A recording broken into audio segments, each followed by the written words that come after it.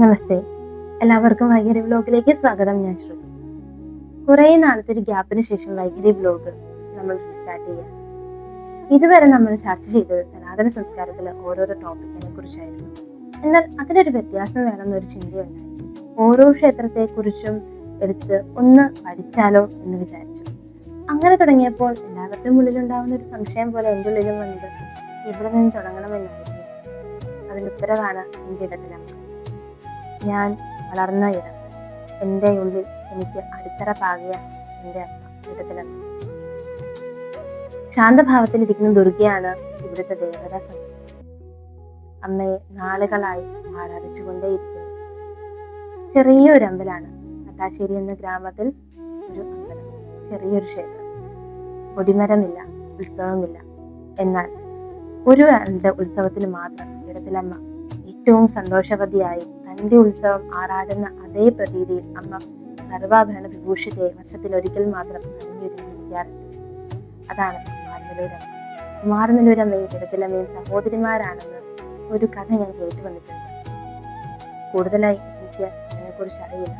പക്ഷെ ആ ഒരു കോൺസെപ്റ്റാണ് എനിക്ക് ഏറ്റവും കൂടുതൽ ഇഷ്ടമായത്. ആ സഹോദരിമാര് തനിക്ക് ആറാട്ടോ ഉത്സവവും ഇല്ലെങ്കിൽ പോലും തന്റെ സഹോദരിയുടെ ഉത്സവത്തിൽ ആറാട്ടിൽ ആഹ്ലാദിക്കുന്ന ഒരു അമ്മയെയാണ് എനിക്ക് അവിടെ മനസ്സിലാക്കാൻ സാധിച്ചത്. ഇന്നത്തെ കാലത്ത് സഹോദരങ്ങൾ നിസ്സാര കാര്യത്തിന് അടികൂടുന്ന ഒരിടത്ത് തനിക്കില്ലെങ്കിൽ പോലും തന്റെ സഹോദരിക്കുണ്ട് എന്ന ഒരു അഭിമാനവും ആ ഒരു ഉൾക്കാഴ്ചയാണ് എനിക്ക് മനസ്സിലാക്കാൻ ഇവിടെ സാധിച്ചത്. ആ ഒരു കോൺസെപ്റ്റിനെയാണ്, ആ ഫിലോസഫീനെയാണ് ഞാൻ ഉൾക്കൊണ്ടത്.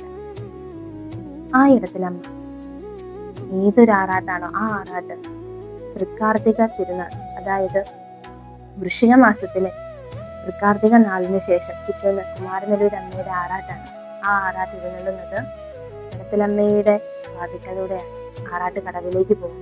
ഇടത്തിലമ്മയുടെ വാതിക്കലാവുമ്പോൾ കുമാരനെല്ലൂരമ്മ അവിടെ നിൽക്കും, ആനകൾ അവിടെ നിൽക്കും. ഒരു പക്ഷേ സഹോദരിമാർ തമ്മിലുള്ള എന്തൊക്കെയോ സംഭാഷണങ്ങളായിരിക്കാം. ആ സംഭാഷണങ്ങൾക്ക് ശേഷം ആറാട്ട് കടവിലേക്ക് വരുന്നത്. അന്നേ ദിവസം മാത്രം പതിവ് പോലെ അടയ്ക്കാത്ത ഇടത്തിലമ്പലം തുറന്നു കിടക്കും. കാരണം കുമാരനെല്ലൂരമ്മേനെ ആറാട്ട് പോകുന്നതിന് മുമ്പ് കാണാനായിട്ടിരിക്കുന്ന തന്റെ സഹോദരി ഇടത്തിലമ്മ സർവാഭരണ ഭൂഷിതയായി വർഷത്തിലൊരിക്കൽ മാത്രം.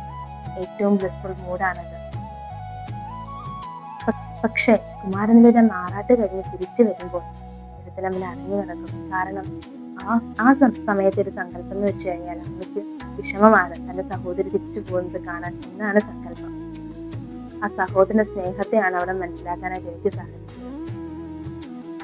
നമ്മുടെ ഇവിടുത്തെ മേൽശാന്തി ഇപ്പോഴുള്ളത് ഉണ്ണികൃഷ്ണൻ നമ്പൂതിരിയാണ്. അദ്ദേഹം ഹരിദ്വാറില് 20 വർഷം തന്റെ സേവനം അനുഷ്ഠിച്ചു പൂജാരിയായി. അതുപോലെ തന്നെ ശുചീന്ദ്രത്തും അനവധി വർഷങ്ങൾ ചെയ്തു. ഗുരുകുല സമ്പ്രദായത്തിൽ വിദ്യാഭ്യാസമുള്ള ഒരു സാധു, യഥാർത്ഥത്തിലുള്ള സാധു. ഗീതയിൽ സാധു എന്ന് വെച്ചാൽ നമ്മളുടെ ധാരണ സാധു എന്ന് വെച്ചാൽ പഞ്ചഭാവം. എന്നാൽ ഗീതയിൽ പറയുന്ന ഒരു സാധുവിനെ എനിക്ക് നേരിട്ട് കാണാൻ സാധിച്ച അതിൽ ഒരാളാണ് കൃഷ്ണൻ നമ്പൂതിരി. ആ തിരുമേനി, അദ്ദേഹം യഥാർത്ഥത്തിൽ നല്ലൊരു ഉയർന്ന സാധകനാണ്. അദ്ദേഹത്തെ കിട്ടിയത് നമ്മളുടെ എല്ലാവരുടെയും ഭാഗ്യമായിട്ടാണ് ഞാൻ ഇവിടെ കണക്കാക്കുന്നത്. അമ്മയെ പൂജിക്കുന്നത് വളരെ ചിട്ടയോടും ക്രമത്തോടും കൂടി. അദ്ദേഹത്തിന് എന്താണ് പറയാനുള്ളത്? കുറച്ചു വാക്കുകളിലൂടെയാണെങ്കിൽ പ്രതിഷ്ഠ, അഭിഷേകം, അഞ്ചരയ്ക്ക് അഭിഷേകം, മല്ലനൈവേദ്യം, ഉച്ചയ്ക്ക് പൂജ, പിന്നെ 9:30 നടയായിരിക്കും. ഇവിടുത്തെ വിശേഷപ്പെട്ട പൂജാവിധി ആൾക്കാർക്ക് സ്വാഭാവികമായിട്ട് ഏറ്റവും കൂടുതൽ ചെയ്യാൻ പറ്റും. വിശേഷപ്പെട്ട ഓരോ ദേവതയ്ക്കും ഓരോന്നുണ്ടാവുമല്ലോ. ഇടത്തിലമ്മയ്ക്ക് എന്താണ് കൂടുതലായിട്ട്? ഇവിടെ ഇപ്പൊ ഞാൻ വന്നതിന് ശേഷം ഇപ്പൊ കണ്ടുവരുന്നത് ദിവസപൂജ.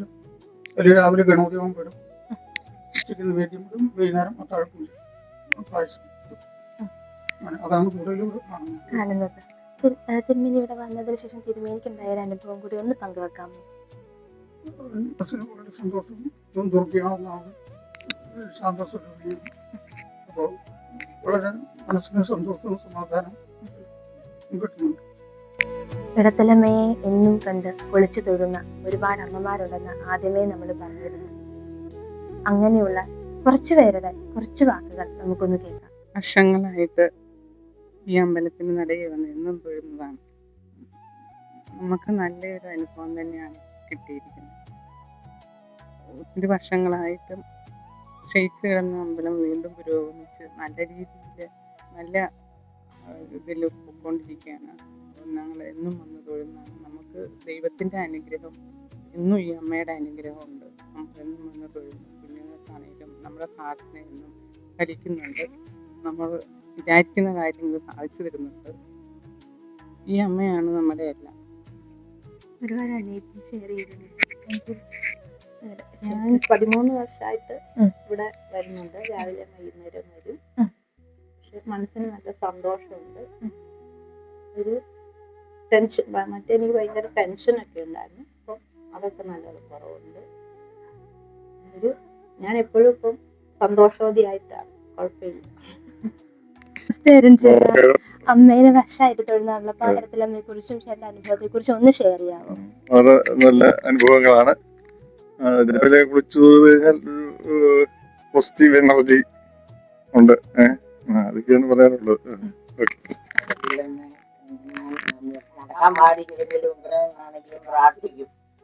അവിടെ പോയി തൊഴുന്നത് തന്നെ പ്രാർത്ഥിക്കും. നടക്കാൻ പറ്റാത്തത് കൊണ്ടാണ്. അങ്ങനെ എൻ്റെ യാത്ര ഇടത്തനമ്മയുടെ മണ്ണിൽ നിന്നും ആരംഭിച്ചു. ഇനിയുള്ള ഓരോ യാത്രകളും നമുക്ക് ഒരുമിച്ച് കാണാം. അടുത്ത വീഡിയോയുമായി വൈദ്യുതി വ്ലോഗ് വരും. നന്ദി.